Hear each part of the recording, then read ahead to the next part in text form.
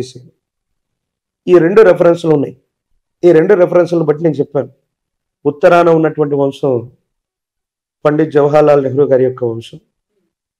వారి కుటుంబ సభ్యులు ఇప్పటి వరకు దేశాన్ని ఎక్కువ కాలం పరిపాలన చేశారు. 16 సంవత్సరాల పాటు పండిత్ జవహర్లాల్ నెహ్రూ గారు, మరో 3 పర్యాయాల పాటు శ్రీమతి ఇందిరాగాంధీ గారు పరిపాలన చేశారు. తర్వాత రావణ కాష్టమున కల్లోలమొకటి చెలరేగి దేశాన్ని అల్లకల్లోలం చేశాను. ఏమిటి రావణ కాష్టం? భారతదేశానికి పక్కనే ఉన్న రావణ కాష్టం అంటే శ్రీలంక. అక్కడ కల్లోలం, ఎల్టీటీ ఉగ్రవాదులకి తమిళులకి మధ్యలో ఏదో సంఘర్షణ. అప్పుడు ఇందిరాగాంధీ గారి యొక్క తనయుడైనటువంటి రాజీవ్ గాంధీ గారు ప్రధానమంత్రిగా ఉన్నారు. ఈయన ఆ దేశానికి సంబంధించి ఎల్టీటీ ఉగ్రవాదులకి వీళ్ళకి మధ్య జరుగుతున్న సంఘర్షణలు ఆయన కలుగు చేసుకోవటం వల్ల రావణ కాష్టమున కల్లోలము చెలరేగి దేశాన్ని, మన భారతదేశాన్ని అల్లకల్లోలం చేసే కుట్ర ఒకటి జరిగింది. ఏంటో తెలుసా? తమిళనాడుకు సమీపంలోని పెరంబదూరులో బాంబ్ బ్లాస్టింగ్ అవ్వటం. అలాగే రావణ కాష్టంలో కల్లోలం చెలరేగటం వల్ల రాజీవ్ గాంధీ గారు హత్య గావించబడ్డం. ఆ తర్వాత వాళ్ళ సతీమణి అయినటువంటి సోనియా గాంధీ గారు 2004 నుండి 2014లో యూపీఐ చైర్పర్సన్గా ఉంటే 10 ఏళ్ల పాటు వాళ్లే అధికారంలో ఉన్నట్టు కూడా మనం చూసాం.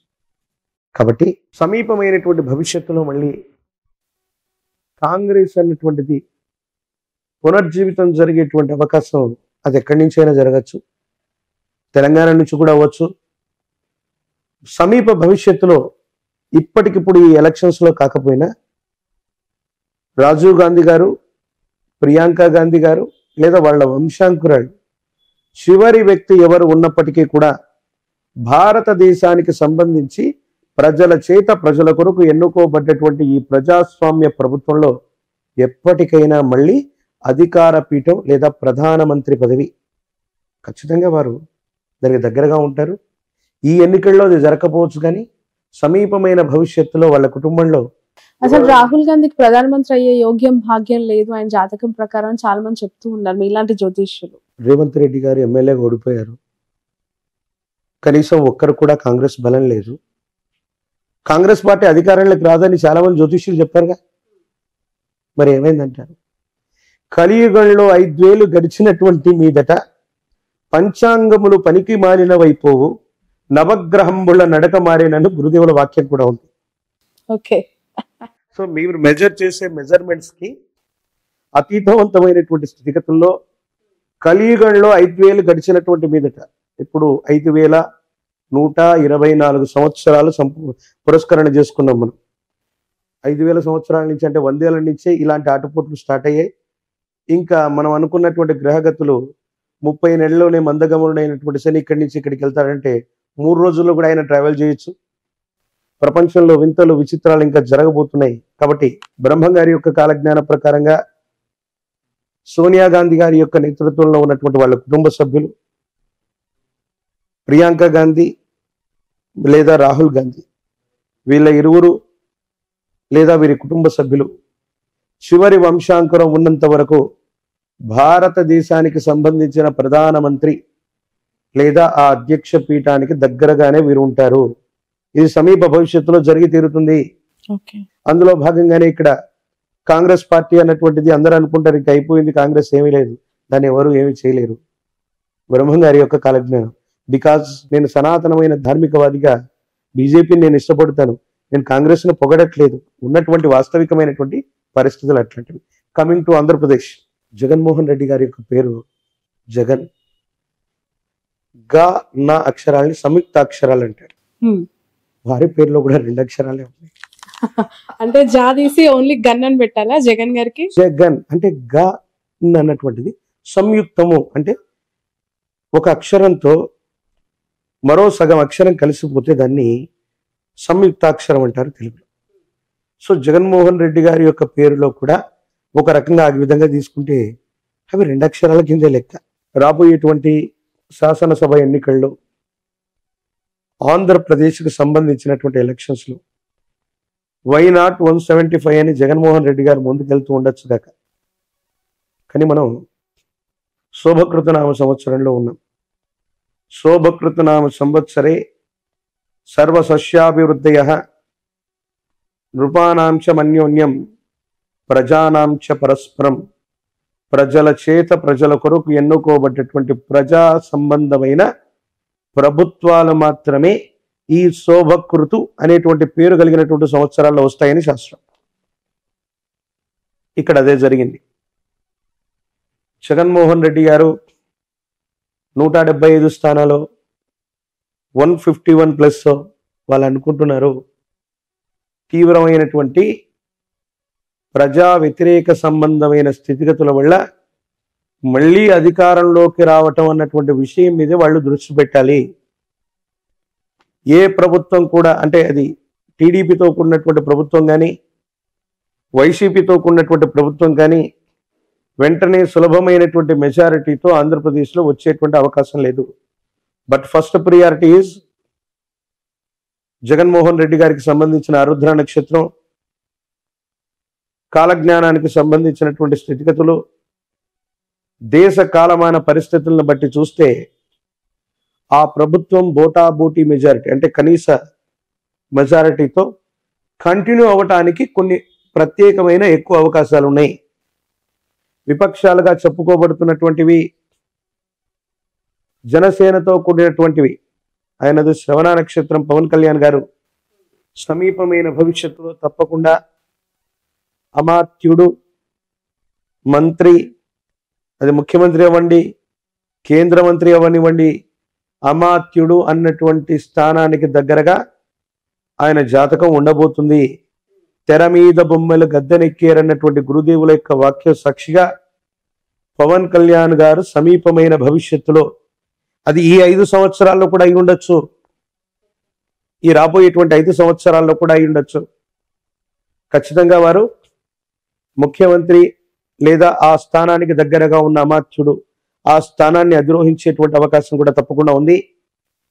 మొదటి ప్రాముఖ్యతగా వైఎస్ జగన్మోహన్ రెడ్డి గారి యొక్క నేతృత్వంలో ఉన్నటువంటి వైసీపీ ప్రభుత్వం బోటాబోటీ మెజారిటీతోనైనా మళ్ళీ అధికారంలోకి రావటానికి కొంత ఎక్కువ అవకాశాలు ఉన్నాయి.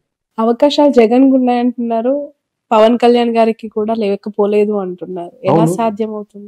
వైసీపీ ప్రభుత్వం వస్తుంది, అవకాశం ఉంటే జగన్మోహన్ రెడ్డి గారితో పవన్ కళ్యాణ్ గారు కలిసి పనిచేయకూడదా? అవకాశాలు ప్రస్తుతం ఏపీలో కనిపిస్తున్నాయి. ఒకవేళ జగన్మోహన్ రెడ్డి గారి యొక్క ప్రభుత్వం బోటాబోటీ చెప్తా, 2009 సంవత్సరంలో ప్రజారాజ్యం పార్టీ వచ్చింది. దేనికి వ్యతిరేకంగా వచ్చింది?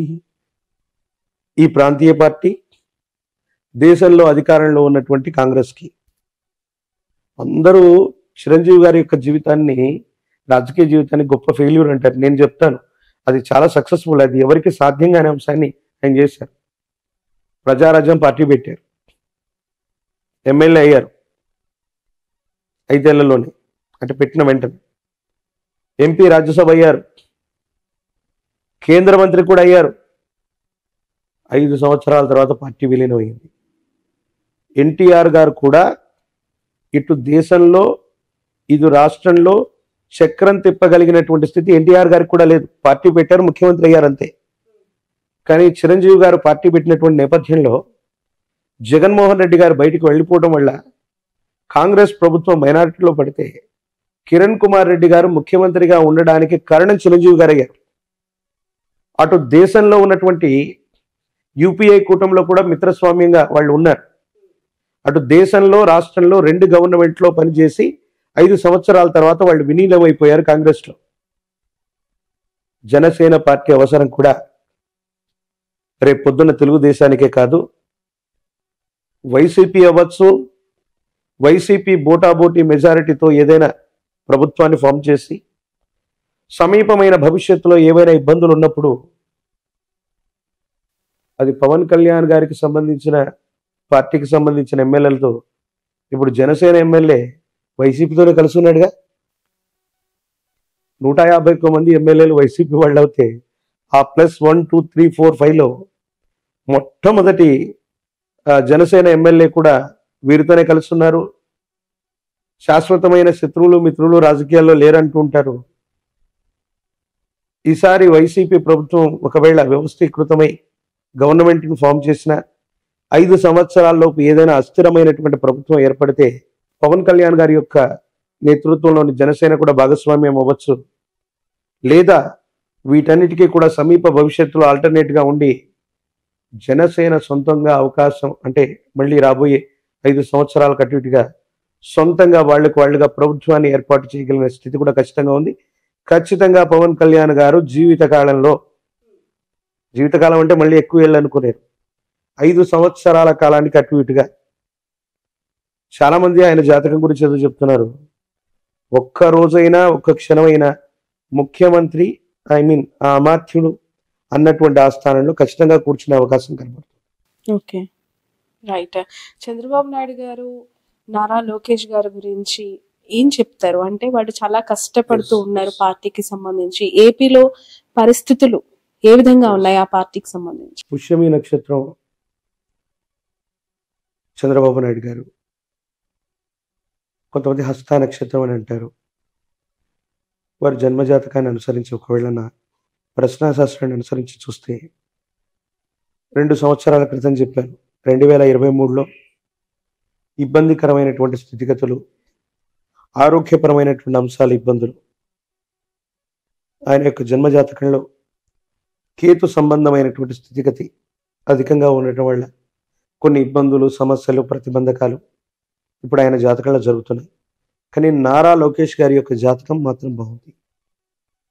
చంద్రబాబు నాయుడు గారి యొక్క జాతకంలో మనం ఇందాక అనుకున్నాం, మారక దశలు, ద్వితీయ సప్తమ స్థానాల్లో ఉన్నటువంటి గ్రహాలు వాటి యొక్క దశలు వచ్చినప్పుడు మనిషికి మరణ సమానమైనటువంటి కష్టం వస్తుంది. వారి యొక్క జాతకాన్ని నేను అనాలిసిస్ చేస్తే 2002, 2004 మధ్యలో సప్తమ స్థానానికి సంబంధించి శనికి సంబంధించినటువంటి దశ జరిగింది, అంతర్దశ. అలిపిరి ఘాట్లో ఓ పెద్ద ప్రమాదం సంభవించింది. అప్పుడు ఆయన ముఖ్యమంత్రిగా ఉన్నారు, మన ఉభయ ఆంధ్రప్రదేశ్కి ముఖ్యమంత్రిగా ఉన్నారు. అప్పుడు వెంటనే వారు బై ఎలక్షన్స్కి వెంటనే వెళ్ళిపోవడం, ముందస్తు ఎన్నికలకు వెళ్ళిపోవడం, రిజైన్ చేయటం. ప్రాణం మాత్రం కాపాడుకోగలిగారు, పదవి పోయింది. 10 ఏళ్ల వరకే మళ్ళీ ఆయన అధికారంలోకి రాలేదు. మళ్ళీ కమింగ్ టు ద్వితీయ సప్తమ స్థానాలకు సంబంధించిన స్థితిగతుల్లో అలాంటి అంతర్దశలు 2023లో మొదలయ్యాయి. కొన్ని చిన్న ఇబ్బందులు, వెంటనే అధికారంలోకి రావటానికి ఆయన మేధస్సు, శరీరం, ఆరోగ్యం సహకరించలేకపోవటం. 2028, నేను మళ్ళీ చెప్తున్నాను, 2028వ సంవత్సరం ప్రారంభానికి అటు ఇటుగా